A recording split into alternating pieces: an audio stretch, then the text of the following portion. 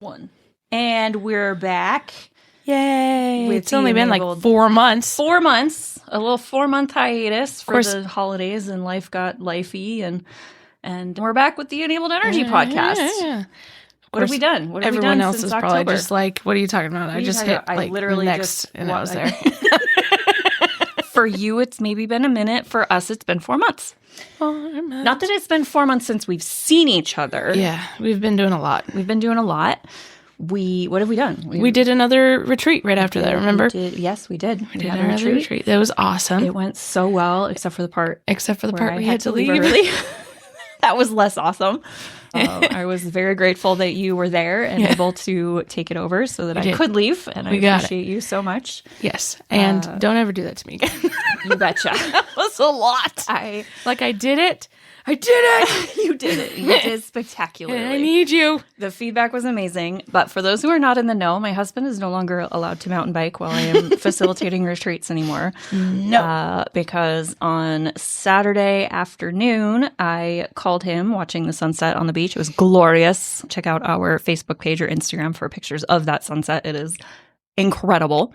But anyway, I learned that he was on his way to the hospital after having crashed his mountain bike. And several minutes after that, I learned that he was going to be staying in the hospital for a couple of days because he had a partially collapsed lung and a very broken collarbone. Ooh.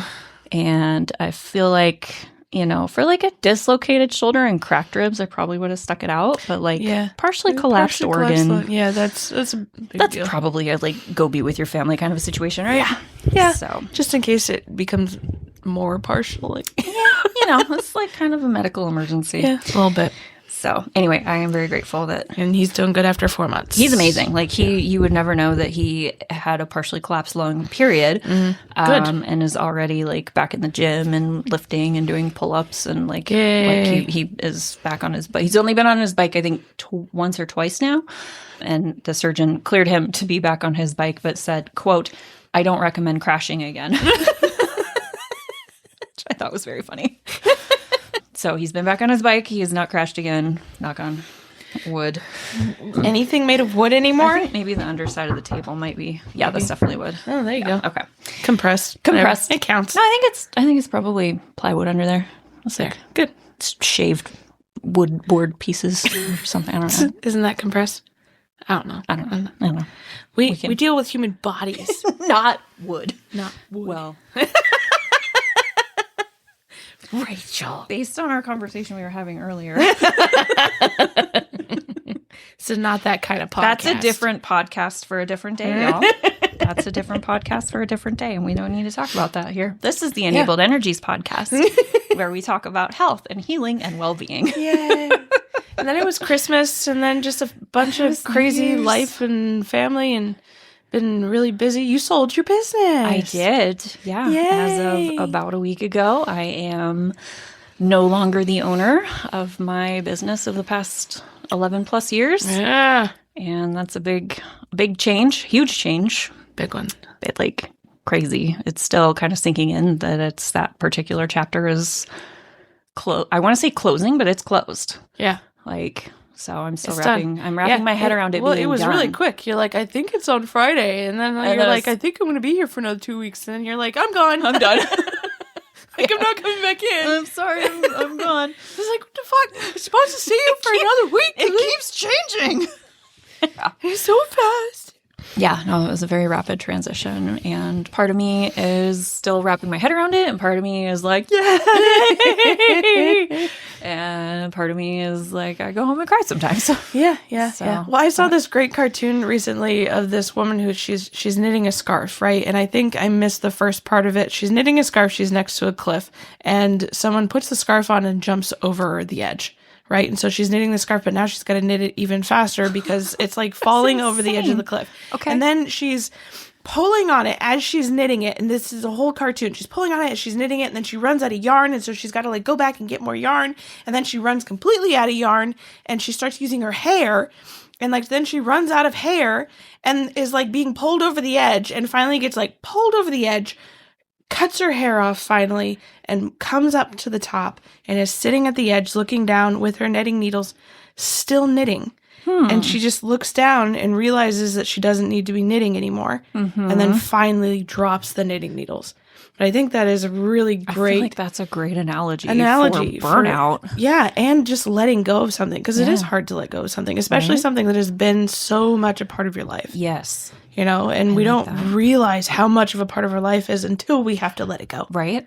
And it's like clear. It was clear that she had to let it go. Right. But she was like, oh, but I've done still this. got This is what I do. Right. You know? I'm still going. So I feel like that's where all of the crying and everything comes in. It's just like, no, wait, I'm supposed to be doing this. No, okay, no, I don't have to do that anymore. No, wait. I literally have said that to myself probably 5 or 6 times a day since the sale was like complete. Yeah. Of like, this is no longer my responsibility. This is no longer my responsibility. Yeah. This is no longer my responsibility. Like, I do not have to worry about this, and that anymore. Yeah. Which you is can take that mental load off. Weird, honestly. Which is something Chris and I have been talking about a lot. And actually, we were talking to our therapist about it. And one of the challenges that people don't talk about very much is the fact that even if someone tries to take the mental load off of you, you have to let go of it. Right. So, like, Chris will try to take something fully off, but I have to let go of it in order for it to fully be his. Right. In order for it to not be my problem, which is really hard. I think especially with, like, that letting go piece of, like, but are they going to do it right? Are they going to do it the way that I would do it? And it's like, I have to, like, A, again, not my problem. Yep. B, I'm just going to trust that, like, because does it really matter? Like, I think that's the question we might need to ask ourselves in the end is like, okay, say, like, as an example, the chore you want done is like the trash getting taken out, right? Yeah. Like, is he going to do it exactly the way that you would do it? Yeah. Maybe not. But is the trash going to go from being in the trash can in the kitchen to in the garbage bin outside of the garage? Is it going to get from A to B? Yeah. Or we'll say A to C? Yeah. Like, does it matter what B looks like? Yeah. Right? As long as it's and sometimes going it from there to there, and he's sometimes not it doesn't. Trash getting spilled all over the floor, right? That kind of defeats the purpose. But like, as long as it's going from inside the house to outside the house, it doesn't matter what B looks like. And I think sometimes it's hard for all of us to like kind of wrap our head around and remember, like, it doesn't really, as long as the counters are getting wiped down, it doesn't really matter how they do it. If unless they're using a dirty cloth. Unless they're using a dirty cloth. There are mitigating circumstances there. This is true. But in general, right, like, does it matter if they're wiping in a circle versus wiping from side, like wax on, wax off versus like windshield wiper movement? Like, no. However, if your dirty child... cloth is a deal breaker, and we do need tell to your teach child our children how to do it properly. I've been getting on I'm like, guys, if you're going to use the counters, just wipe them off afterwards. Like, it's not that big of a thing. Or put something underneath, like a cutting board. I'll clean a cutting board. That's fine. That's easy. But yesterday, God, or where was it? I was watching someone put shit on the counter. And then I watched them use the underside of their shirt to wipe it off. What? I'm trying to remember what it was because I was like, don't, please get a washcloth. What are you doing? Because it was wet. It wasn't like crumbs. It wasn't something you just sweep onto the ground and then I'll sweep up. I don't have dogs anymore. I'm sorry. You're right. That was I lost both my dogs. That was another thing that happened. That's right. But, it was something that needed to be wiped up. With like a cloth and cleaner. Yeah, with cloth and cleaner. I think it was even like chicken grease. I was going to say, was it chicken juice? Yeah, I think it was chicken juice. Is the worst. Yeah, chicken juice is the worst. And they just like wiped, because it was just a spot, shirt, right? And just wiped it off with their shirt. And I was like, No. but it's clean. It's fine. No, it's not. I feel like maybe you need to do like that. You know that like gross science experiment, and maybe you didn't get to do this, but like I took a virology class in undergrad, and it was like you like pair up and everyone puts on gloves because otherwise this experiment is really gross. But like some random person in the class is kind of like that murder mystery thing, but like some random person in the class gets like some goop placed on their glove. And then you turn and you start shaking hands with different people. And at the end of the class, you like turn off the lights and turn on the black lights, and you see like where the gross thing and how far it has spread in the 10 minutes or whatever of doing this thing. I've seen some sort of like UV reactive. Yeah, exactly, right? And it's more of a like, this is how quickly like viruses and germs can spread if we don't wash our hands. But I've also seen it done as like a kitchen experiment, right? Where they like put some sort of UV dye on like chicken juice. And, you know, you're just cooking and prepping and doing all your stuff and wiping down and thinking that you're clean. And then they turn on the UV lights at the end of it. And the kitchen is just disgusting, right? Because the UV chicken juice has like, even though you thought that you had wiped it up at the beginning, like a little bit of it got on your hand or was on the rag that you used to do that. And it's just everywhere. Yeah. I almost wonder if maybe you need to like do that experiment to like drive home. Like, A, chicken juice is disgusting. Like that's one of the easiest ways to transport salmonella, among other things. And B, just yuck. Yeah. Right? And like wiping it up with your shirt is not a good option. That just smears it around the countertops and gets it on your shirt. No. Gross. Yeah. It's Gross. just another challenge. Yay! Adventure! Adventure.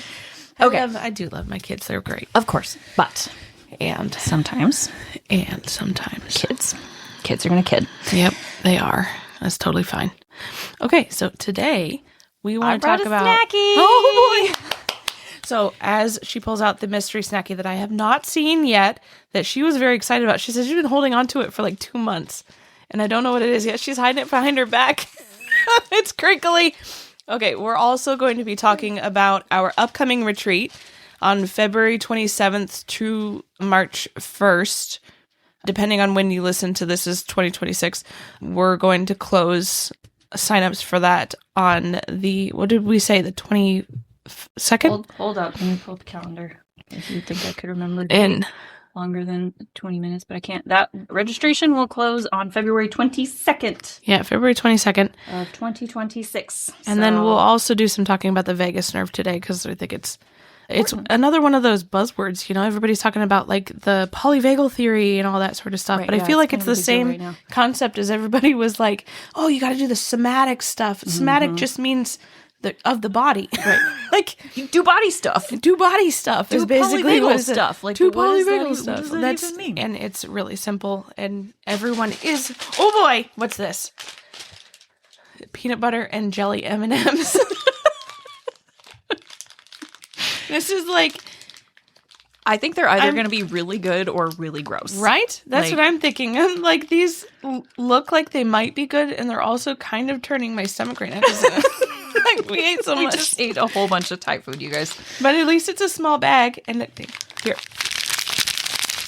It sounds delicious. Sounds delicious. For those of you that are into ASMR, that probably was nowhere near ASMR. I don't think my Which I think mic is enough. ASMR Do is you like rub probably- it on the mic like this? Yeah, Did that do it? that's doing something. Oh, you like that?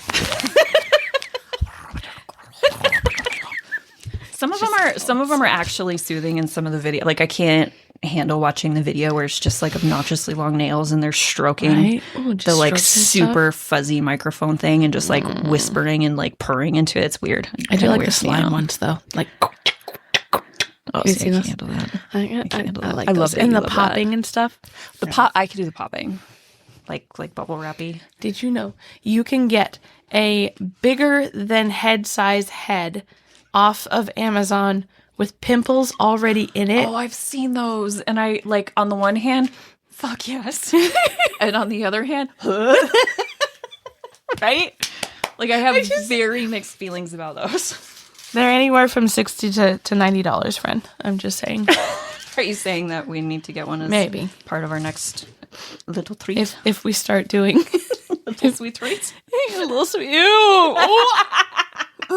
Like you can inject the stuff back into it afterwards. pudding. Yeah, that's what I was thinking. That'd be so gross. Oh my god, this is so fucking gross. I don't think I could do it. think I could do it. I did an April Fool's prank once where I made vanilla pudding and then put it into a clean mayonnaise jar, and and then you squeeze the pudding into your mouth.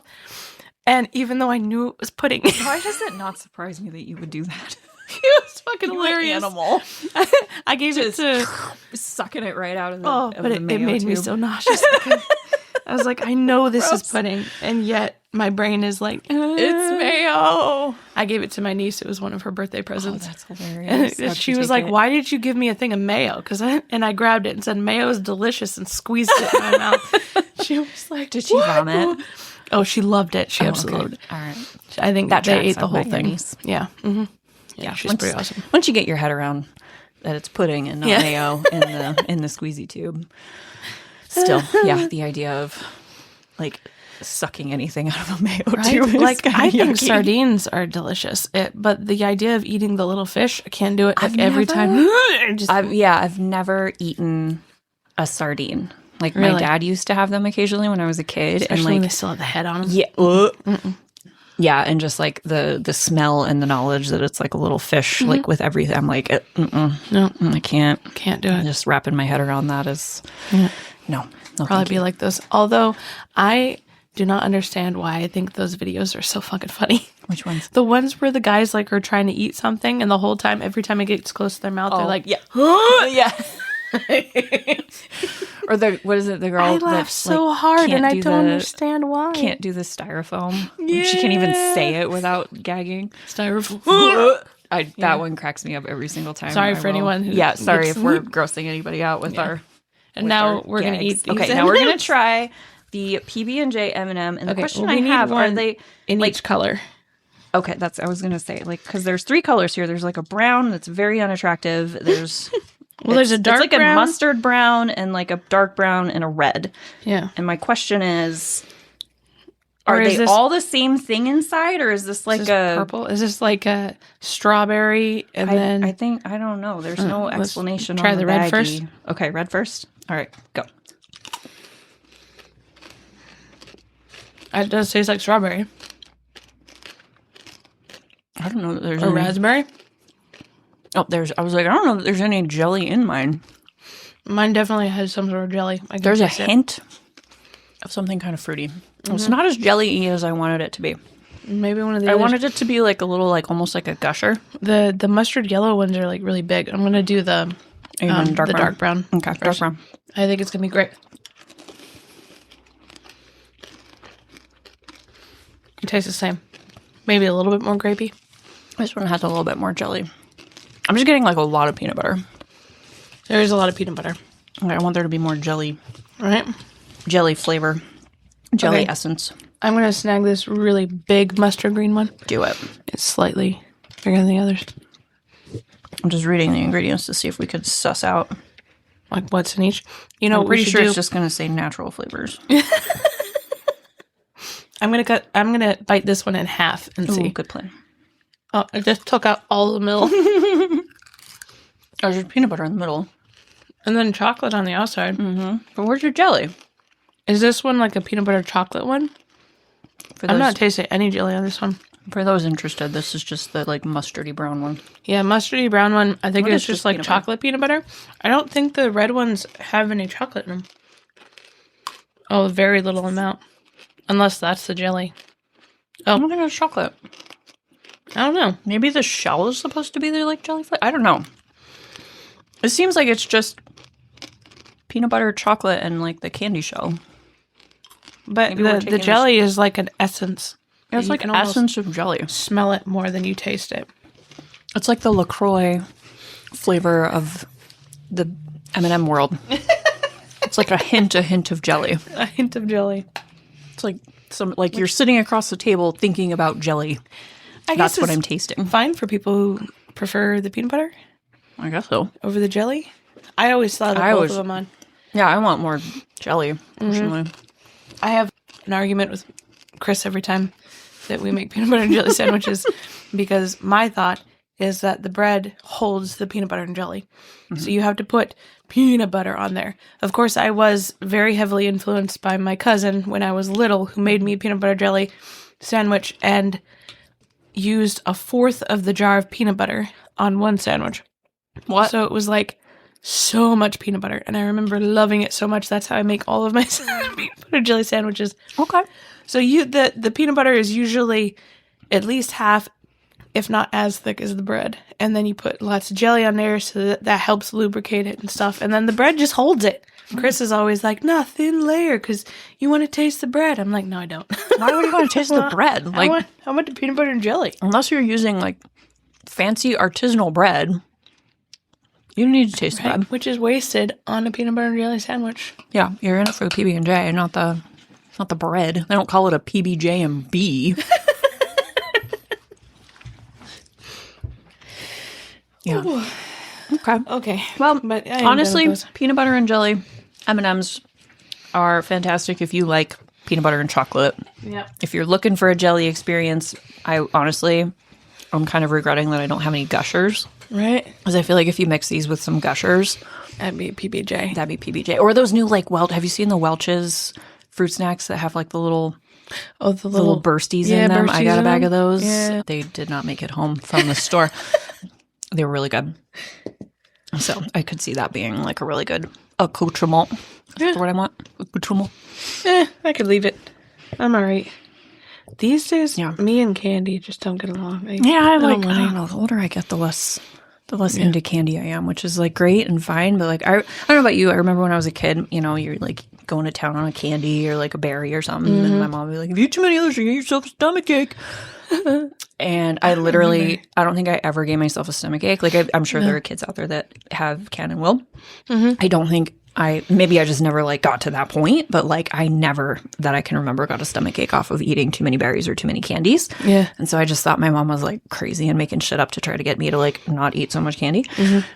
Now that I'm older, I'm like, oh, I get it now. Like I do get a tummy ache if I have too much sugar.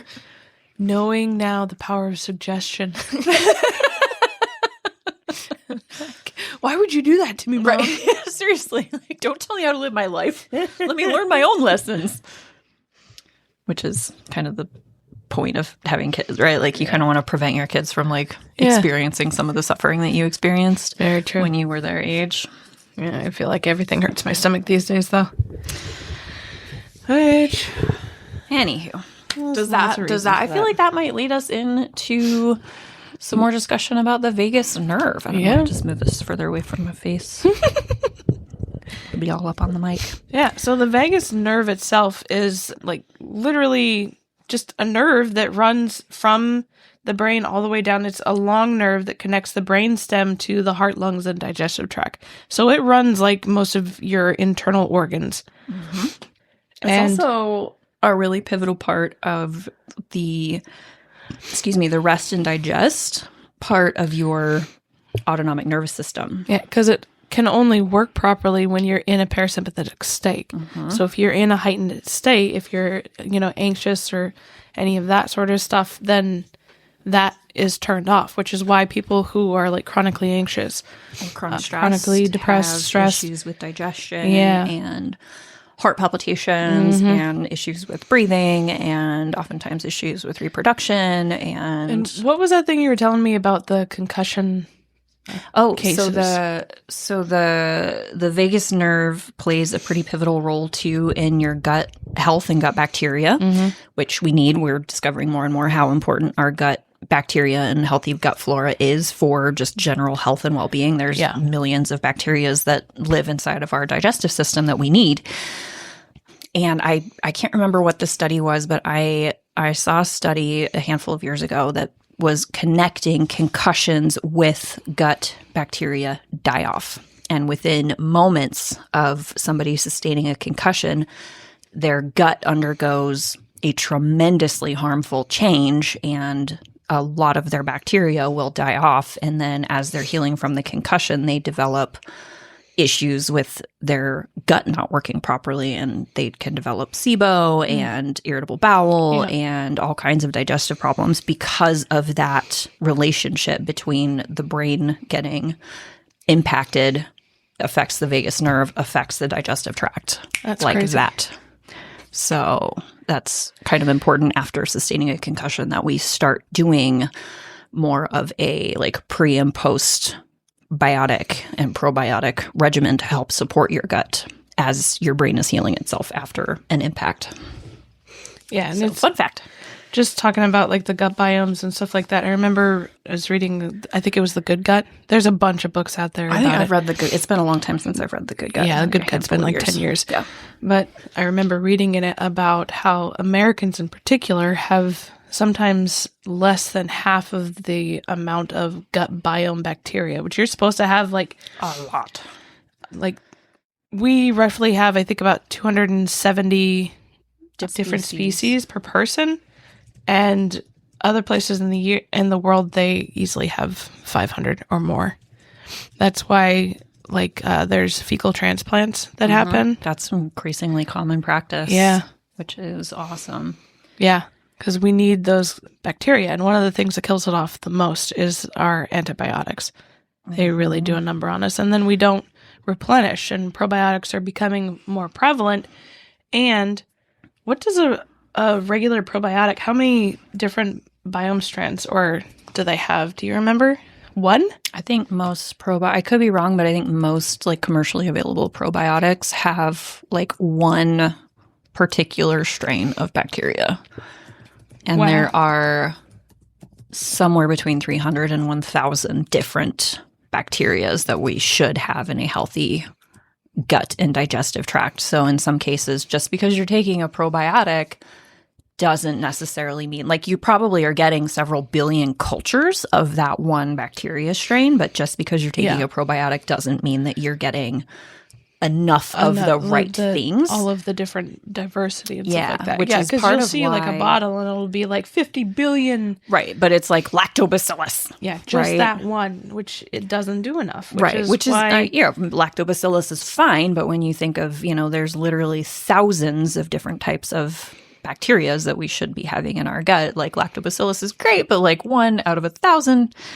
Yeah, percentage-wise, is not very good. That's not very good. Right? Yeah. Do you remember when you were a kid and like you'd be eating dirt and you'd be like, it's good for you, it'll build your biome. Right, yeah. It builds a healthy immune system. That's super true. Maybe. No, like that's super true. It is. It does introduce more stuff and like your dog licking your face and all of that stuff. Absolutely. Will build your biome. Yes, build your biome and also helps to challenge your immune system. So we build a healthier immune system. Well, I think a bunch of people are of the mindset that the biome is your immune system. It's like a huge part of it. It's a big part of how your immune system is trained to recognize okay things and not okay things.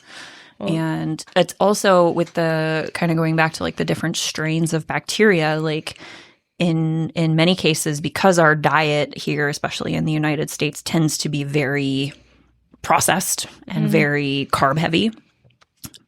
I have a handful of patients that when we're talking about changing their diet and I'm recommending trying to introduce more like fresh fruits and vegetables into their diet, I get some complaints about I can't handle a lot of fruits and vegetables because I get so painfully gassy anytime I try to start eating more salad or eating more of this or more of that. It hurts. And a big part of that is because you have bacteria in your gut that are designed to help you break down those fruits and vegetables. Yeah. And in many cases, you don't have that many of them because you're not feeding them, right? So they just kind of go dormant. They're still there, but they're like, please feed me. We're starving.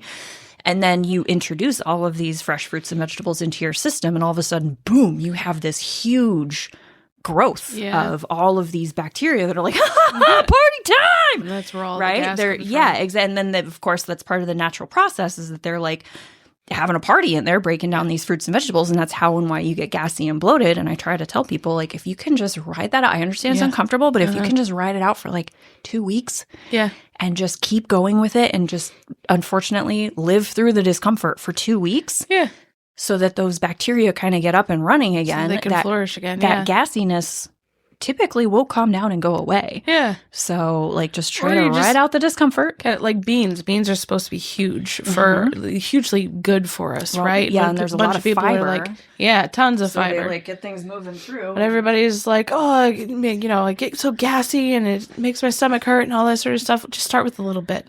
Start with a little bit. Get your body going with it. It's the same thing as like when I tell people to drink water. I'm like, you should be drinking half your body weight in ounces a day at least. Probably a little bit more if you're sick or whatever and all that. And they'll be like, if I do that, I just pee all the time. I was like, if you keep doing it, your body will adjust. Your body will adjust and you'll be able to actually use it. Because one of the big problems with, us processing like that is your body's like, just get rid of it real quick.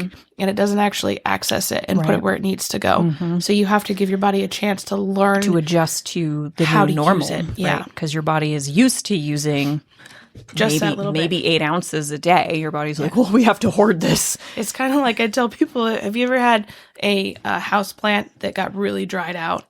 Right? Once or twice. You pour water over it, the water's just going to go over it and then spill out the bottom. Like, it's not going to go anywhere. You have to give it time to absorb. Yeah, you have to either drip it on there until it's absorbed all the way and puffed up the soil. dirt, yep. Or you have to dunk it in and let it soak. We can't really dunk it. Wouldn't that be awesome if we could just sit in a pool of water? Right. And just like, What are you doing? Hydrating. I'm hydrating. That would be so cool. That would be fun. That'd be kind of weird though. Like, could you imagine like how capitalism would take that over? I'm picturing like hydration. Like, I mean, the IV hydration places are amazing. Like, shout out to Prime IV and Hydration in Tualatin. They're amazing. Love those. But also, like, I'm just picturing like a float tank kind of a place, but just they like would monetize money so just like dunk hard. yourself for like 20 minutes in like ultra hydrating. There would be no free rivers Dunking fluid, and people would be paying out the nose for that. It's like, you can just do that in your own bathtub. Like, water's water. Just sit. There's not really anything. Just add some salt, Of course, there's magnesium, a lot of chlorine in our water. Well, I mean, you know, when you put it logically. All right, get yourself a filter on your bathtub and then just rehydrate at home. But yeah. Soaking baths are great, but also somehow, well, I know how, but they do dry you out a little bit if you soak in the bath too long. That's how and why you get so pruny. Yeah. If you're underhydrated, you get extra pruny. If you're well hydrated, you get less pruny and less quickly. There's probably some video out there on the internet somewhere that explains why the skin does that. And there's some there absolutely barrier is. and up and down and stuff. The body is crazy. Like Part that. of it is just osmosis. Yeah. Like, your body's trying to balance the salt inside versus the lack of salt outside, so your water leaves. Oh, yeah. They'll do that. Salt, Or salt leaves? inside it would absorb more into your cells. Yeah. And then there's a biological process that makes you pruny because it helps you be more grippy if you're trying to hold on to things when you're in the water, so that your skin is actually trying to help so that you can hold on to shit. Which means that we used to live in water. I'm convinced. We were mermaids. Come on. We're mermaids, right? I'm for it. Absolutely. Ariel mermaids? Probably not. Mermaids? Probably. In some way, shape, or form. Yes. I like it. Let's go with that. Okay, so vagus nerve, super important for gut health, also important for heart and lung function, respiration rate, heart rate, blood pressure, signaled by the vagus nerve. Doesn't it also affect the kidneys? I'm pretty sure it does. I think so. Just mostly all of those kind of internal organs, are affected by the vagus nerve in one way or the other. Yeah, and it's harder for the vagus nerve to activate and function properly when we are, again, in that constant state of stress, that heightened fight or flight. Typically, your body can't do both. It can't be in the rest and digest, which is parasympathetic autonomic nervous system, and the fight or flight, which is the sympathetic autonomic nervous system. It can't do both at the same time. Yeah. So what are we supposed to do about that? Tone it. This is toning. It's the vagal toning. How do we tone it? So first of all, do? we want to talk about the toning, right? Okay. So I was talking to someone about this today, and we were talking. I said, "You've got to do vagal toning," and they were for like, that sort of thing. And they were like, "Why do I have to tone?" I was like, "Nervous system. You have to tone your nervous system a lot, like you tone your muscles. And when you tone your muscles, you working get stronger, they get a little sore. And how do they get stronger? You're tearing them. You are stressing them. To be fair, we are not tearing the vagus nerve. We're not tearing the vagus nerve. And at the same time, the best way to tone anything, like the immune system, is to stress it, is to put, weight on or some sort of pressure on it. Like, it's got to fight this off. It's got to do this. It's got to calm down. It's got to come back up. All of those things. But how do we put pressure on the vagus nerve when it works better with less pressure? I think it has more to do with you. toning our reaction to things. There you go. So that is where all of the little practice things come in. And it was so funny. I remember the first time I heard someone say, vagal toning or vagus nerve, you got to learn about the vagus nerve. And at this point, I'd already been doing meditations and breathing practices and cold plunges and all of that sort of stuff. And so I read all these books about the vagus nerve. And how to tone it. And all the things about how to tone it were things you were already doing. And breathing practices and cold plunges. And letting that shit go. Yeah. And right? just figuring out changing where mindset and all of those sort of things. So all of the, things that everybody's like, oh, that woo-woo therapy stuff. This is how you tone your vagus nerve. It's science. Yeah. And now they're going back in and I was reading a paper on someone who was talking about I don't have it in front of me. the Vikings and how, they used to go into war or whatever they do. And when they came out of it, they would do these breathing practices. And they had like a mantra that they would do with it in order to what they considered like release the demons that were within them, right? And it was basically just breathing. Like it was the breathing practices that I'm learning now and all of that. And then they would release it. But then the church came in and were like, oh, no, that's devil worship and witchcraft. And like, it's like, no, we're literally bringing our systems out of fight because we've just been in war and now we're coming home. And so we need to be able to relax because we are no longer at war. Yeah. And we need to put that stress somewhere. And you've probably seen the videos with like the animal studies or whatever where naturalists have watched a goat get chased by a jaguar or whatever, and the goat gets away. And obviously when it's being actively chased by a jaguar, guess what? It's in flight mode, right? They're fight or flight, or they're flight animals. That's how they survive, right? They fly? I'm kidding. I mean, sometimes they miss the stone on the cliff. Maybe. They fall with style. And then after they get away, they like go out in the field and they kind of stand there and they breathe it out and they shake their whole body and have a big sigh and they go back to grazing. Yep. And that's them releasing all of that extra energy from literally fighting for their life, fleeing for their life. And then they go back to it and they don't hold on to the like traumatic experience that they almost just got eaten by a jaguar. Yep. They just go back to existing. Whereas like people over time, I think we've kind of forgotten that like shake it off step of the stressor, right? Like your boss calls you into the office. Well, your brain says, there's a jaguar coming for you. Right? And then you go into your boss's office and it's whatever it is, no big deal. You come back out and you're like, okay, back to work. And you don't shake it off. How many movies and shows and shit do we watch where someone does something just huge or something huge happens and afterwards what they're supposed to do is stand there and be like all cool or like strike a pose and be like, this doesn't even affect me. Right. Or just be like, it's okay. Deadpan. Right. Yeah, just and you so just many. like go back to existing, and like we skip that step of like processing. Yeah, I feel like more shows are coming back into the processing and stuff like that, which I love. I was actually, what was I watching? Oh, Friends. So love Friends, right? But has anyone noticed that there is like little to no personal growth on that show? Like Full disclosure, same freaking people in episode 1 as they are in the final. So full disclosure, I've only ever seen clips of Friends. I've never actually watched my Friends. Goodness. I know. Yeah, you also haven't seen How I Met Your Mother. And that I've seen season 1 of How I Met Your Mother. Okay. But that show is actually Friends just in our generation. Okay. All right. And that show actually has personal growth. You see personal growth in everyone. Yeah. It's like they are not the same. They're changing. That's amazing. And I love that, love that. And I know there's a bunch of other shows. Those are just the 2 that came to my mind right now. But back to Friends shaking off stress or lack of in the vagal toning conversation. Sidebar. Yeah. Yeah. So aside from their lack of personal growth, is there like a stressful situation that I always like everything about what they do is like artificially stressful, but are you talking about in the like show? Do they do anything to process the stresses, or they go through the stress and then they're just like, okay, on to the next thing? Like even it seems like even the fights that they had, like they just did it for like comedic stuff.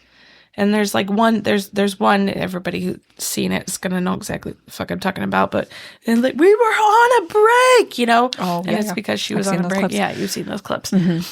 But I don't think that was ever like processed or actually like released. Through. No, it was just, it's been enough time. I think we can be together now.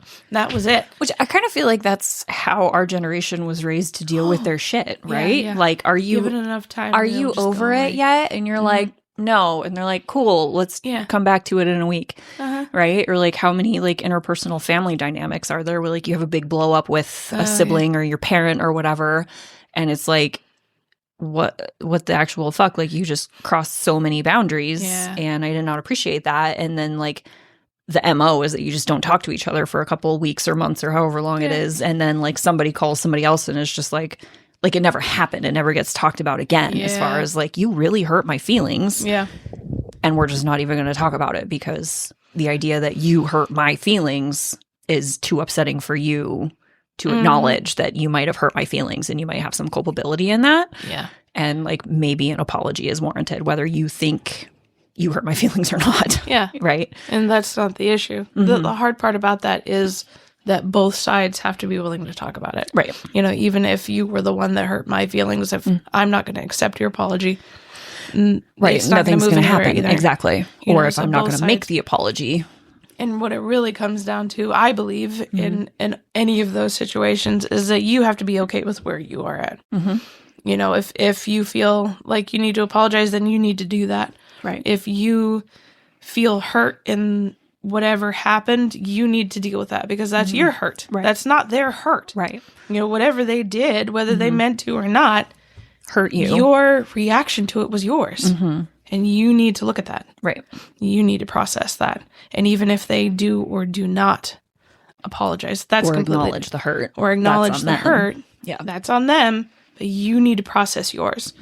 And the more that you don't, and the more that you're waiting for them to do the right thing or whatever, the more power you're giving them in that situation. Like, take your power back, people. Right.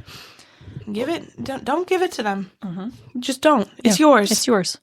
And that can be a terrifying thing as well as a powerful thing. Very liberating. Very liberating and absolutely just I think for me, it may be terrifying. an easier example to kind of work around with that particular scenario. For me is more like thinking about it in terms of like anger and grudge holding, right? Because if you think about like somebody did something that hurt me, and rather than acknowledging that I'm hurt, I'm going to be angry and I'm going to hold a grudge against them and I'm going to be angry at them.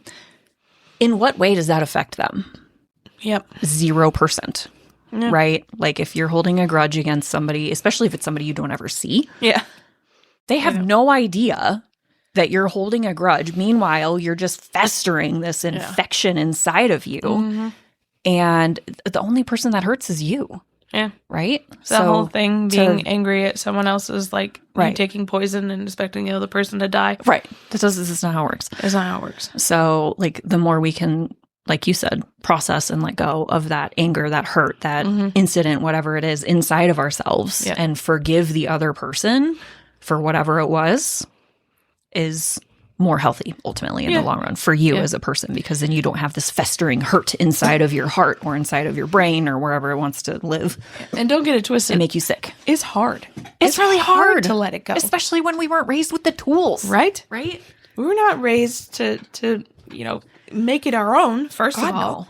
Because We were raised we to can't brush it do off, that. rub some dirt on it, move on. Sticks and stones. Was it sticks and stones can't break my bones, but might break my bones, but words can never hurt me? Like, words fucking hurt. Words freaking hurt. Words hurt. And we were raised as victims. We were told, true. oh, it's not your fault. It's their fault. Right. That's theirs. They have to deal with it. No, you need to deal with it too. You need to deal with your reaction to it. You need to deal with your part of it because we all have a part of it. Yes. And so just deal with your part of it. And that if that is all you ever get to, you That are going needs to to be be okay. enough. That is a huge part of the vagal nerve stuff, and we're going to get back to that. But that is also like, see a therapist. Find a therapist who does polyvagal theory. Right. And they'll give you all this. But the parts that we can do and the parts that actually we'll be doing at our retreats. Yay, retreat. And we have another one coming up in September. Yeah. End of Are the September, things like the meditations, and we'll go through all sorts of different types of meditations. I think we've Breathwork. talked about them before on this podcast. I think we have. Yeah, we've talked about the different. We definitely had an episode where we talked all about meditation. Yeah, and the sound and baths, the sound bathing, and the cold plunges, breath working, and the breath work, journaling, Yeah. and crafting, and like basically anything that like brings you calmness and brings you stillness and allows you to exist inside of your body. I think too many of us have just learned those unhealthy coping skills of push it down, brush it off, rub some dirt on it, da da da da. And so we've gotten used to not actually experiencing the discomfort inside of our own body because it's too painful.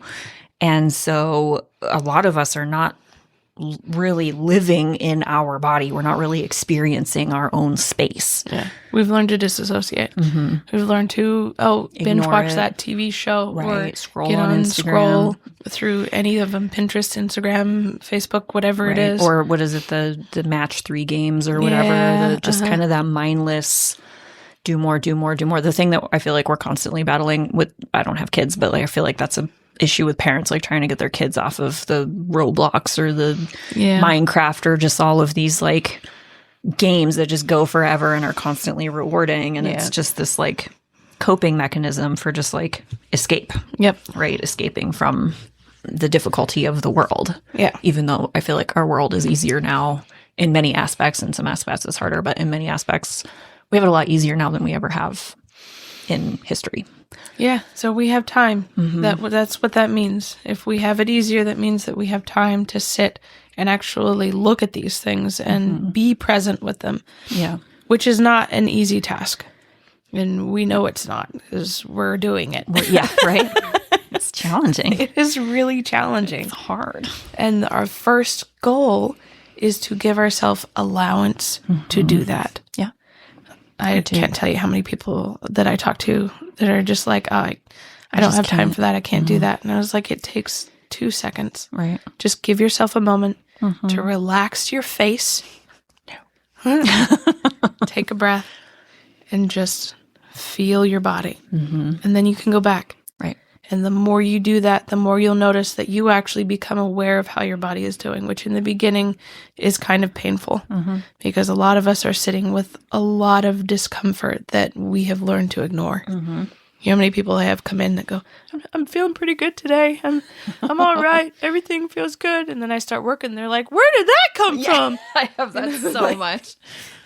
Same. It's Why does in that here. hurt so bad? Like, Every now and then I'll get someone to come in and be like, oh, you made that hurt. And I was like, I didn't make anything hurt. No. I'm barely touching you, man. Right. It's all you. I might be the one kind of pressing the button, but like, Yeah. this has been here for a while. Yeah. So, and you know, to be fair, some of it is like a subclinical thing that like you're not going to notice physically until you press poke on it. But like, You should my be poking on moving it didn't make it hurt. Like it shouldn't hurt. the hurt was there before. Yeah. I just poked it hard enough to let your brain stop ignoring it. Yeah. Because Right. your brain will ignore it. Your body is trying to protect you. Your body is constantly trying to protect you. Yeah. That's It's all why about it likes adaptation, otherwise- disassociating first. That's why it likes the candy first. You know, that's why it likes all those things because it's like instant gratification. Yes. Woohoo. Thank you. Right? Thanks. I appreciate a little snack, a little sweet treat. A little sweet treat. A little sweet treat. Yummy. But yeah, we need that toning. We need to work it.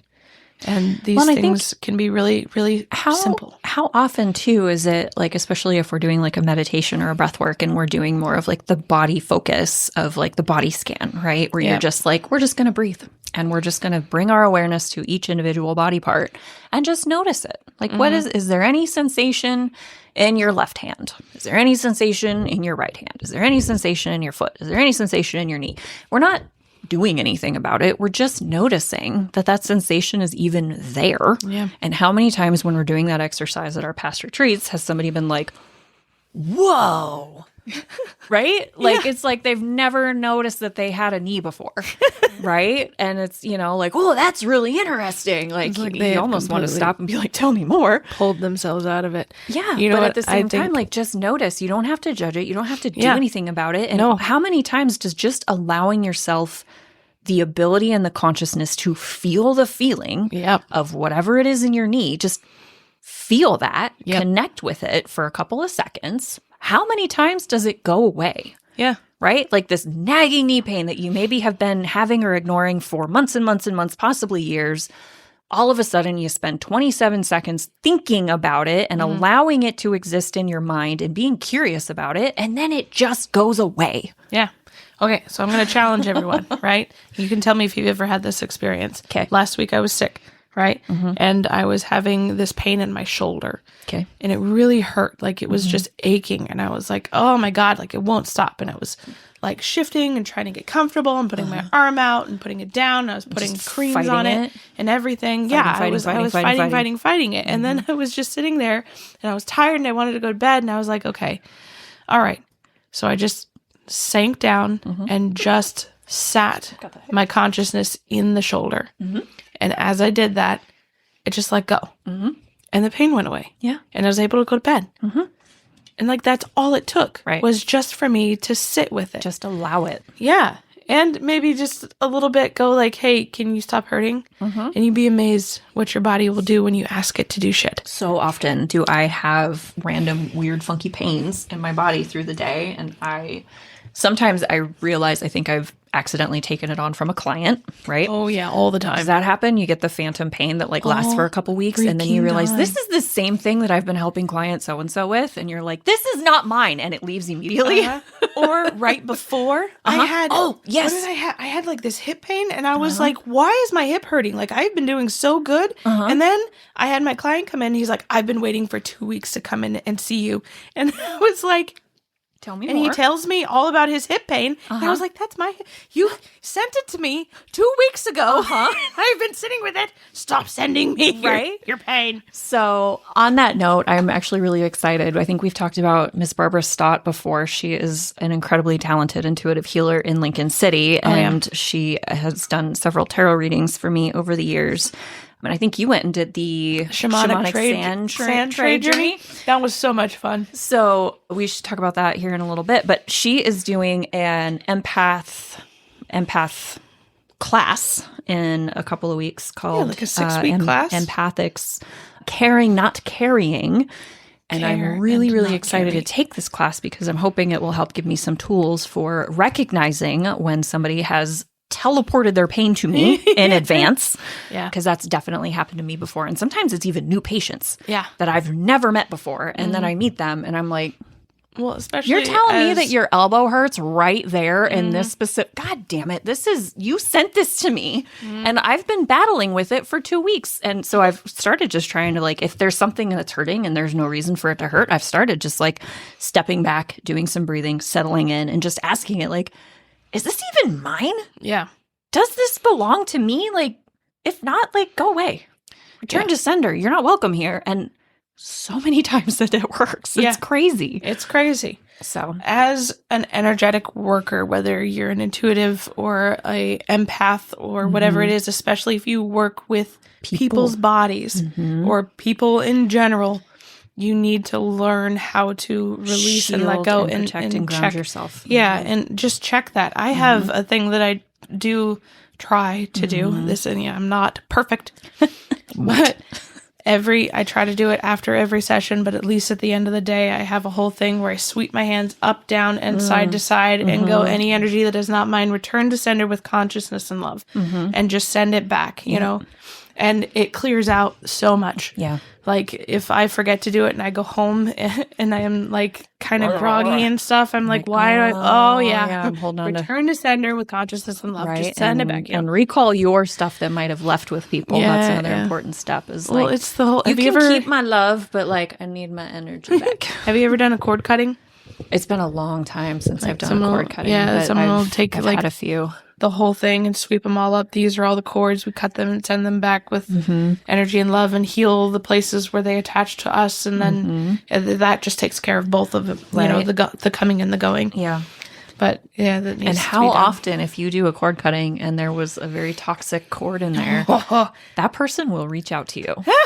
Have you ever experienced that? Yes. You cut the cord and then 2 days later, the phone is ringing or the texting is going off or in some way, shape, or form, they're reaching out on social media or whatever. And you have to be good about keeping that cord off. Keeping those boundaries in place. Yeah.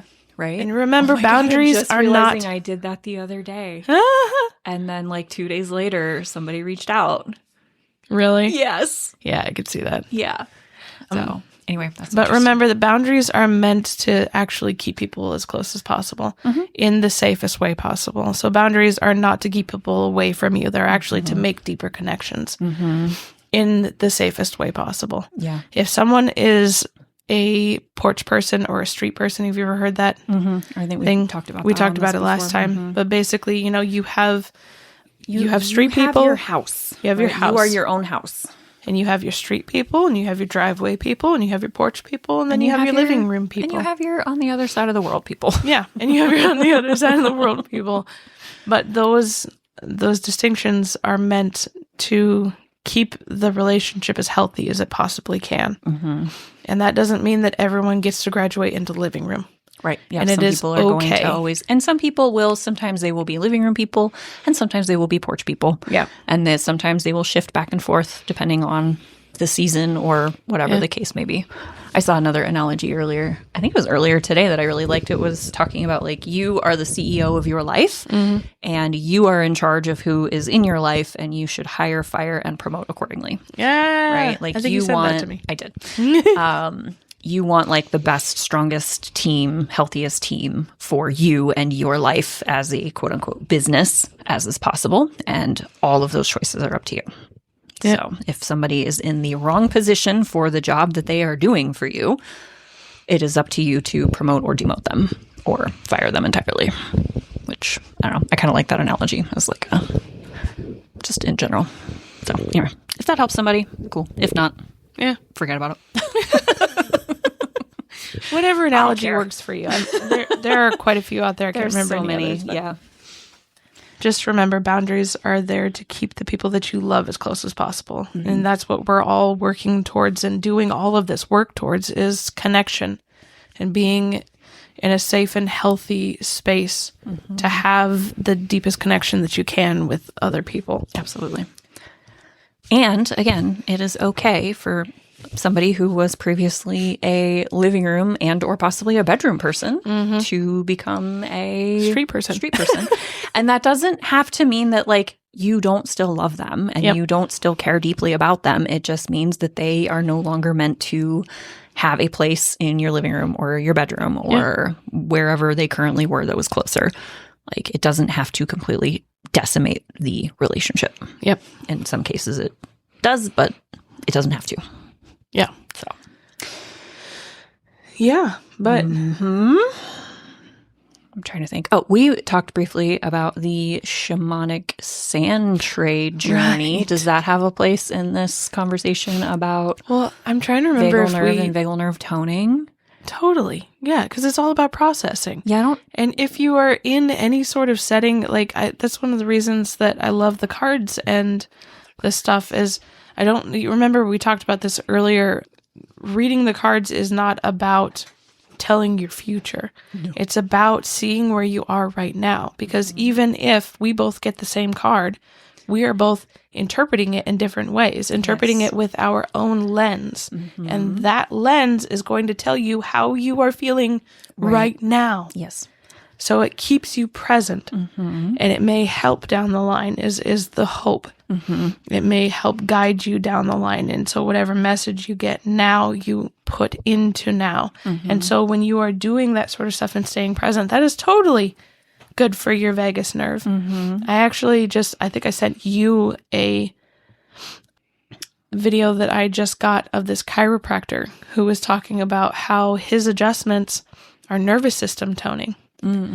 And how much it affects the vagus nerve, which is very true. Well, I mean, all adjustments are going to affect the nervous system. Yeah, any work with the body. Spinal adjustments, yeah. Massage affects the vagus. There was in massage school, I think I might have talked about this one on a private podcast too, but in massage school, we had this thing where whenever we would learn a new technique, we would have to list the pros and the cons of that technique, right? Yeah. And one constant throughout all of the techniques was increased peristalsis, which is the movement of the intestines, right?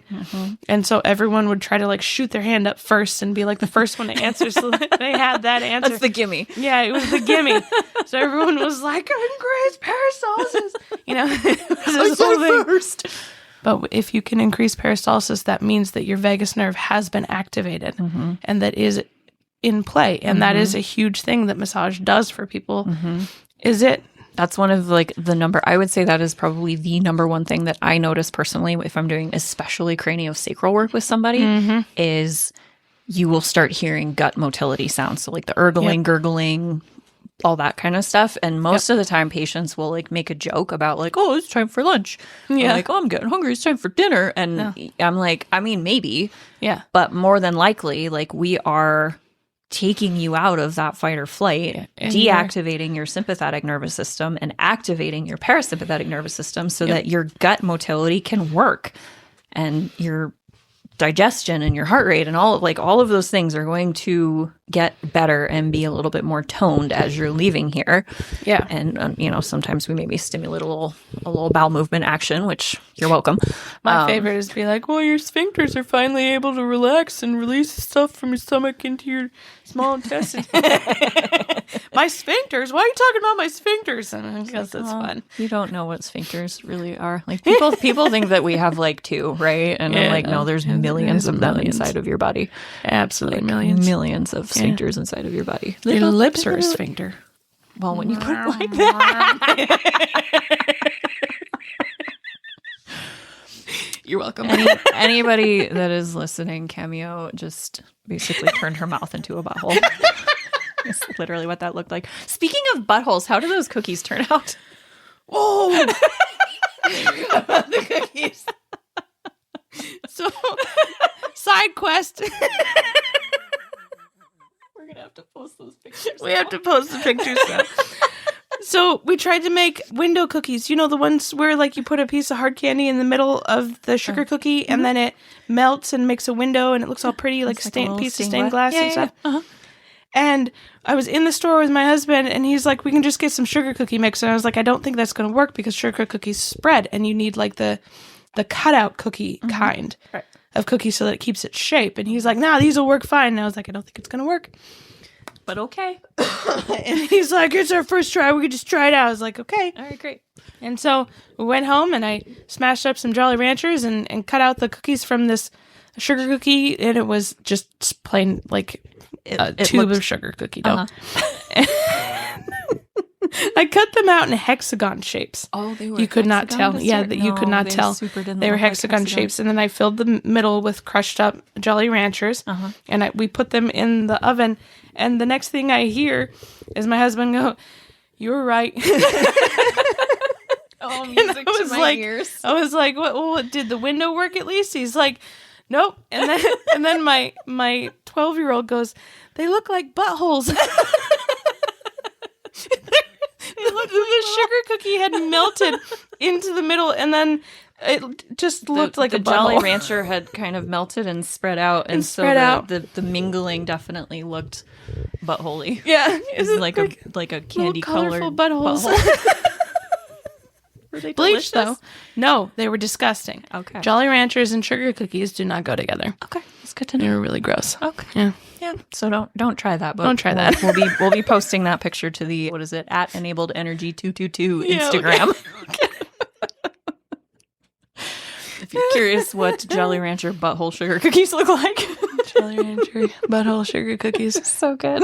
That was good. What were we talking about? We're talking about the biggest digestive system and we're talking about the sphincters. sand tray. Oh, yeah, we were good. I don't know how we got from shamanic sand tray journey to butthole cookies.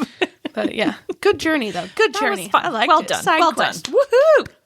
Got that. Okay, now on to shamanic sand tray. The shamanic sand tray journey was so much fun. Like basically, you go into this room with Barbara, and she has like 2, 3, 4, 5, 6. I think a bunch of different bookcases all around the room, like on the walls. Okay. I don't think there was a wall without a bookcase. And they were all covered in figures, like little figurines of people and animals and different creatures and houses and books and shovels and... You name it. Just you name it, it's there, right? Okay. Sounds like a little sensory overload walking into the room. Keep getting hiccups. I think it was okay because it's all out to the wall. You're sitting in the middle of the room, and in the middle of the room, she has this little play table of sand, and it's from the Oregon coast. Like she's scooped it straight off the beach and put it in there. Love that. And you basically kind of just play with the sand for a second as you talk about your intention for the sand trade journey and all this sort of stuff, and you can kind of draw on the sand and do whatever you want. And we're talking about like what our goal is and all of that sort of stuff, and maybe making little notes and stuff. And then you take a basket and you walk around the room, and anything that catches your attention, whether good or bad, you take and you put into this basket. Okay. And so by the end of it, I think I had 2 baskets. Just kept taking stuff up. Lots of stuff. Yeah. And I had these 2 baskets full of toys. Okay. And then I got to put my toys in the sand. Okay. And so you just put all your toys in the sand however you want to. You know, you're just kind of following it. You're just, so I'm sitting there playing with the toys in the sand. And then she starts asking you questions about them, like, what is this over here? Why did you put that, or asking you, where is the representation of this emotion, or where's the representation of this emotion? And then you would kind of just, feel that and then look at the tray and just point. And then she would make little notes and then keep going and stuff. And by the end of your whole journey, like, some things would get moved around. Some things would get removed. And the interesting thing that I found was there were some things that, like, we just removed. They were like, these are no longer in service. They are no longer needed.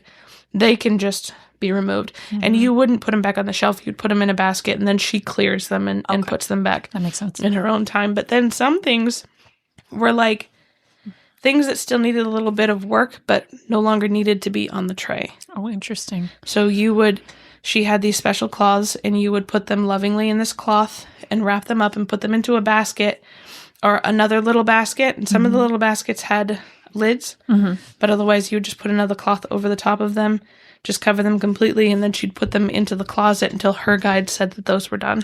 Oh, interesting. Yeah, and then they would be, released. Cleared and released and put back on the shelf. So I don't know how many baskets she had in her closet. I should have seen. I wanted to see. It was a lot. Not for you to see, I'm sure. Not for me to see. But I would be curious too. I know, right? Might ask her if I get her alone on Zoom during our empath class. Like, can I see inside of the Can I see the shame closet? No, it's not a shame closet. It's a caring closet.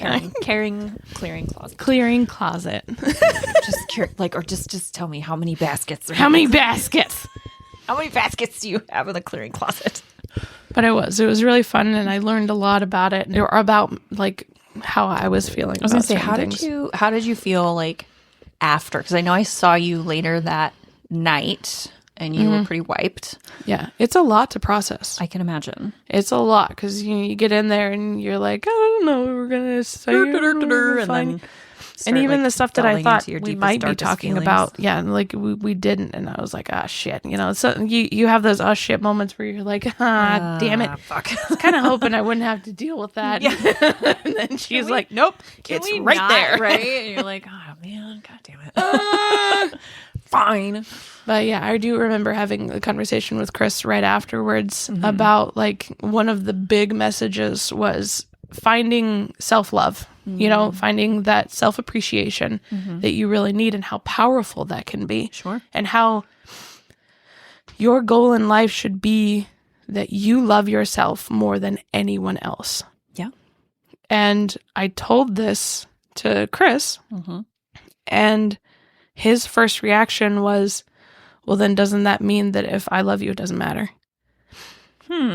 And that was, like, huge right there. Okay. And my first reaction was, no, that actually means that it matters more.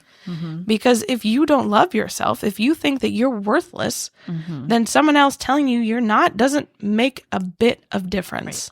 Right. Exactly. Like, it will not even crack the surface. Yeah. However, if you know that you're worth it, if you know that you are worthy of that love, then someone coming up and being like, I love you, means the world. So much more. It means, oh my God, you see me. Right. Oh my God, like, you really do love me because you know that I'm worth loving. And I know that I'm worth loving. I know that I'm worth loving. Yeah. And that it makes it huge. And so that's why I painted that painting. God, that painting. With Izzy. I'll post a picture of the painting too. I love that painting so much. But it's a painting of a young girl who I used Izzy as my model. And I have her kind of sit kneeling in front of a mirror, and she's got one hand up on the mirror and her forehead against the mirror. And the person, the figure in the mirror is also doing that, except their other hand is coming out of the mirror and around her back, her shoulder, to embrace her. And there's a bunch of balloons on the ground that were popped by, like, negativity and stuff. And there's hands coming down from the top that one of them had a sharp instrument, and then other golden hands coming out from around the figure in the mirror and stuff. And it's just this huge message of how powerful it is to protect the love that you have from the people that love you. Yeah. By loving yourself. Like, yeah. And how hard that can be. Yeah. Especially in our current unfortunate society that is just constantly in all the media and all the advertisements, especially young women see it. Young men see it too. Yeah. But it's just like, you're not good enough. Yep. Right? Like, so many things in our society are just constantly drilling home that message that you are not good enough. You are not good enough. But if you buy this product, you'll be a little bit better. If you use this product, you'll be a little bit better, but you're never good enough. I know. And it's just kills me, especially with, seeing so many young people struggling with that idea that they are not good enough at such a young age is just fucking heartbreaking. And every time I look at that painting, I'm looking at it right now. I love it so much. I almost stole it off the wall the other day before I left. You can only steal one. Either the tree painting. Bitch, don't tell me how to live my life. I get 2 cameo originals in my life. But seriously, like, every time I look at it, if I look at it for too long, like, I almost start to cry. Like, it just is such a powerful piece. Thank you. That, like, I'm going to cry right now. Like, I know. I was looking at powerful. it earlier today, and I had to explain it to another client of mine, and I almost started crying. It is such a powerful thing. I just see, and I'll lose it right now. I love you, friend. I love you. I just see the, like, the inner child, Yeah. right? Of that, like, little girl that didn't get the love and attention that she needed. It's just such a powerful reminder to love yourself. Who knew we were going to be crying? I know. Cry break. Cry break. Good thing we have a roll of paper towels in here. I know. And let yourself cry, people. Let yourself cry. It's okay to cry. That's a lesson that I'm learning. It's okay to cry. Tears are just your body's way of processing big feels. Yes, it is. Actually, there's a stress hormone that's only released through the tears. I was going to say, yep. I can never remember the name of it. I can't either, but it's in there. It's in there. We can look it up. We've got the goobs right here. We got goobs right here. Hey, Google! Give me an answer to this question. Oh my God, we're so spoiled. And then we don't even listen to it. How do I lose weight? Well, if you eat right and whatever. God damn it, just give me a pill. Okay, well, I guess I'll give you a pill. Catecholamines, adrenaline, noradrenaline, prolactin, ACTH, and cortisol. Lots. Then. There's a handful of them. Yeah. Oxytocin, endorphins. And there is a difference in tears, like happy tears versus sad tears versus grieving tears versus angry tears. Like, there is a chemical difference in your tears based on what emotion you are feeling when those tears are released. Yeah. Which is wildly awesome. Yeah. And also, like, just goes to show, like, we need to be able to process those feelings and let those tears out. Yep. Excuse me, so that they don't go up in our systems. I think you're too far from the mic. I hope so. Be blowing my nose in the mic. That'd be weird. Which I guess that's what I saw perimenopause. I've been crying all over the freaking place. And of course, your algorithm, I swear, can see those tears. Oh, I swear to God, like, it knows. It's listening. It's like, oh, we got her. She's crying. I saw this one post of this woman who was talking about how that's why a lot of women going through menopause leave their husbands, is because before they were able to hold all of that burden, and now they don't have the capacity to hold that burden anymore. They've got to release it. Mm-hmm. And when they start releasing it, a lot of men are like, well, what's this? And then the marriage falls apart. Right. So it's very interesting. Mm-hmm. But yeah, like, I mean, kind of as an example, like over the weekend, again, I was having some big feels last weekend after the finalization of the sale of my business. Yeah. And I literally, like, I was having these episodes and I'm like realizing, like, probably for the first time in my adult life, I'm like, oh, this is what grief feels like. This is grief. But I literally would just be like wandering around the house and just like exhausted. Like, I cannot keep my eyes open for another minute. I am so tired. I cannot move. And I would like go lay down and like try to fall asleep. And at one point, like, my husband was just like sitting next to me scrolling on his phone or whatever. And I just put my head on his shoulder. And I was like, okay, I'm just going to close my eyes. I'm just going to let myself fall asleep. Mm-hmm. And like, as I was like, I'm like, I'm not going to fall asleep. Like, this, it feels good to have my eyes closed, but like, this isn't sleep. Mm-hmm. And then out of nowhere, I just would start sobbing. And like, my husband, bless his heart, was just like, he just looked at me and be like, are you crying? And I'm like, yeah. Because I'm like trying to do it quietly, right? He's like, are you crying? And I'm like, yeah, I'm crying. And he's like, what are you crying for? What's going on? And I'm like, legitimately, like, I don't know. And, you know, I just need to cry. And he's like, okay. And like, you know, he just put his hand on my shoulder and just, you know, keep doing what he's doing and just like hold me and just like give me the space to just like feel my feelings. Like he's like clearly is like, I don't get it, but like I'm just doing it again. Like, He's a good man. He's a good man. Chris will do that too. My 12-year-old, I love her to death, and most of the time she'll be okay with it. But lately, like, I've been crying a lot. And so, you know, sometimes she'll be like, Dad, Mom's crying again. And she's there. Or she'll just look at me and be like, are you crying again? Oh my God. Mom, it's not even that sad of a movie. Like, it's not about the movie. It's not about the movie. Just let me process my emotions. 20 years of repressed feelings about this movie. It triggered an old memory. Right. And I'm processing it out finally, okay? Seriously, 25 years later, I finally get to process that one thing that happened. That you had to be stoic about because everybody said, stop crying. Stop crying, right? Yeah. Like, only babies cry. Like, you're not a baby, but don't cry. Yeah, like all that toxic nonsense. Like, it's okay to cry sometimes. It is. Right? It's all about finding balance and allowing yourself time to process. Like, it's the, what is it? Like getting stuck in the crying, right? Yeah. Like the getting overwhelmed with the feelings and like kind of cycling and spiraling in those feelings. Well, it's the difference between, what is it, processing and looping. Right. Right. Like there's a difference. Like and when you talk to, have you ever had those friends where you talk to them and after you talk to them, you feel better because you were able to release what it was that you were talking about. And then you have the friends that you were talking to them about something and afterwards you feel more amped because they were like, yeah, they kind of amp you up. This is important. And this is just, and they stir you up and then you start looping and then you're like, this is important. And then it's not. Yeah, exactly. It's like, what is it? The difference between like if somebody, or do you need to vent or do you need like validation? Right. And I think the venting is like you just get to like spew it and just drop it and let it go. And they're just like, okay, that sounds, that's a lot. Yeah, it is important.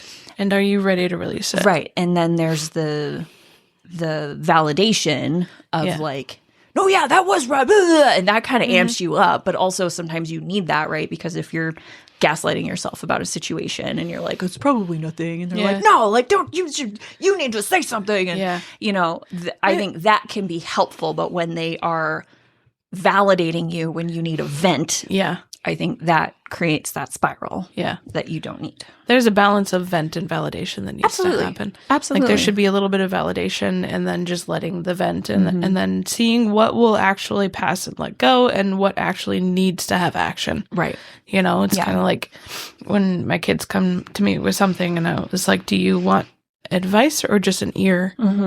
You know, like, do you just need to talk? Or an action. Advice, ear, action. Like, let me know. Right? Because like because I'm going to stay back until you let me know what it is that you need. Right. Because I don't necessarily want to be giving you advice that you don't want, right? How often does that happen where you're like, I don't fucking want your advice right now. All the time. Especially teenagers. Want to vent. Love my kids. Yes.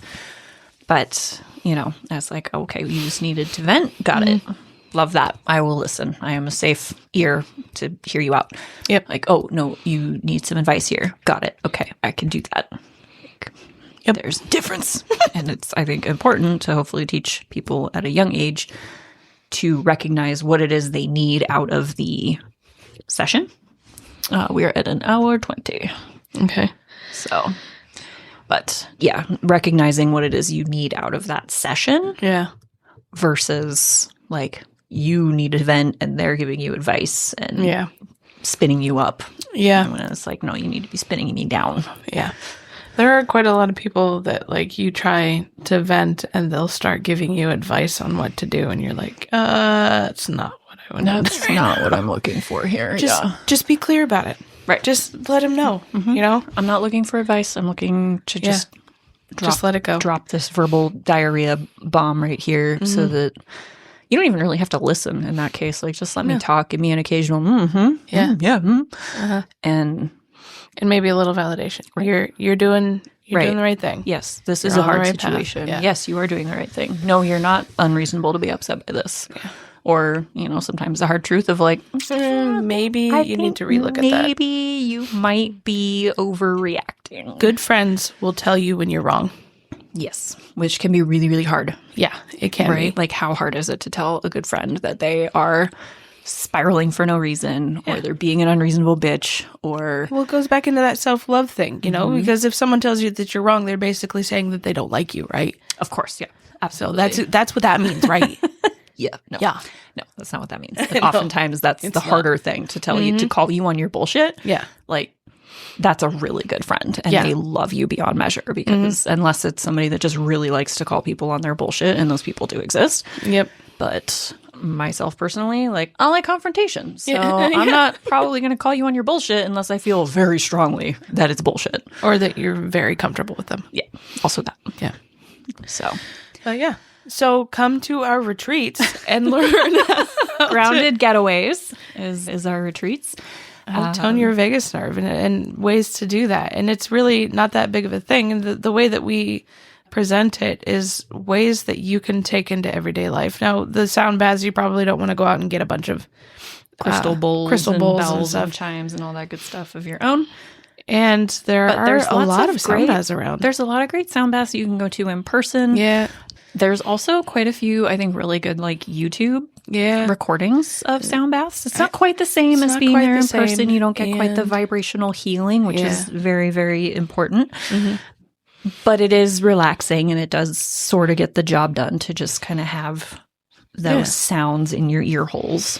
We just give you all of the little tidbits and tryouts to figure out what's going to work for you and what you'll be able to pull into your life, into your schedule, into your being. Yeah, absolutely. And our focus really is on just helping people get grounded and take those couple minutes through every day to bring themselves out of fight or flight and achieve a better balance in their life. Because I do know that life gets busy, life gets hard, and oftentimes some of these practices feel very overwhelming. But we're here to say that just because you don't have an hour to sit crisscross applesauce on a mountaintop doesn't mean you don't have time to meditate, right? Like, you can meditate for a breath. There were no butterflies. It doesn't count if there's not butterflies. That's true. You got to have butterfly, at least one butterfly. I just saw a video of an HOA that tried to get a family in trouble because their milkweed was calling in butterflies, and they called butterflies livestock. Right? What? They were like, you can't have livestock on your property.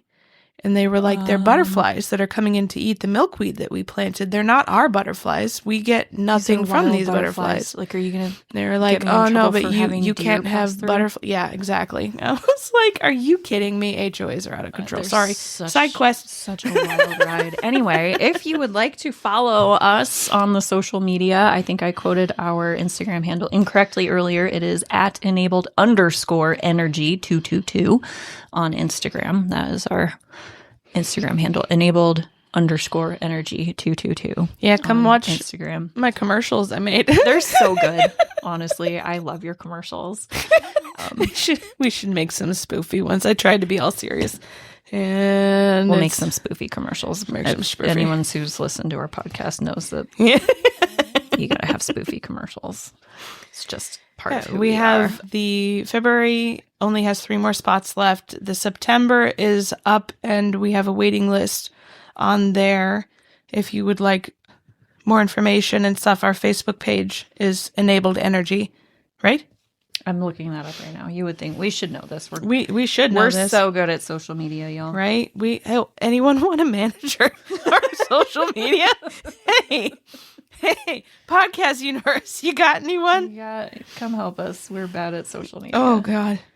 Hang on. I posted something, that thing that said 3 spots. I still don't know where I posted it from. I can't. It's in the Facebook. Is it in Facebook? Yeah, but I have like 4 Facebooks here. I think you posted it from the Enabled Energy Facebook account to the Enabled Energy group. Okay. Because I don't know how I did that. I don't know either. I had to approve it as an admin of the group. So I think we need to figure out how to make the Enabled Energy account and also an admin of the group. Didn't I also make it so that Nobody you knows. Could get into my personal Instagram? I do have access how I did to that. both of your business and your personal Instagram account on my phone. I have no idea how that happened. Heck it. I don't know. I have not been into either of them, but I do have access to them. Wow. Well, if you forever and for always, I will be able to prank you. I don't know how to fix that. I don't either. I guess I could probably just ask to sign out and see what happens, but I'm afraid to do that unless we're together in case somehow I get kicked out of my own account. Yeah. Yeah. I don't know how that works. I'm having a hard time finding That's okay. the Enabled Energy at Facebook, like what the actual handle is to find us on the Facebook. I think if you just search Facebook for, it's showing enabled_energy 222. Okay. So hopefully that will find us on Facebook and Instagram. Can you tell we're really good at social media? We're so good. The Enabled Energy girlies are crushing it on the social media since before Facebook. I can give you an hour public. lecture on the nephrons in the kidneys, but I cannot Social media to say post across all the social medias. It's not going to happen. You know what? We all have our specialties, and we should all potentially just stay in our lane. You know what I'm saying? I could see that. Okay. I think that concludes Today's thing. today's Did we episode remember sign up? No, of course not. And I don't If have you my like notebooks what here. you just heard, and you want to follow us for more, sign up in our podcast thingy. follow our podcast. We'll probably do another one in the next 4 months. Yeah. We can post where we can put the handle into the description, can't we? Oh, yeah, we probably For can do that. Instagram and Facebook, so people can just click on it. They don't have to remember enabled_energy is 2G2. I mean, we should probably say it again. Just enabled_energy 222. You screw people up. So good at this. Just find us, y'all. Like, just search until you find a couple of goofy looking women in a picture. Hey, we're gorgeous. We're gorgeous, Oh my but God. can be Gorgeous. kind of a little bit goofy. It's okay. I like it. We are it goofy. I didn't adds say to we're our goofy flavor. looking. Maybe I did. No. Anyway, we're gorgeous and goofy, and I'm for it. We love you.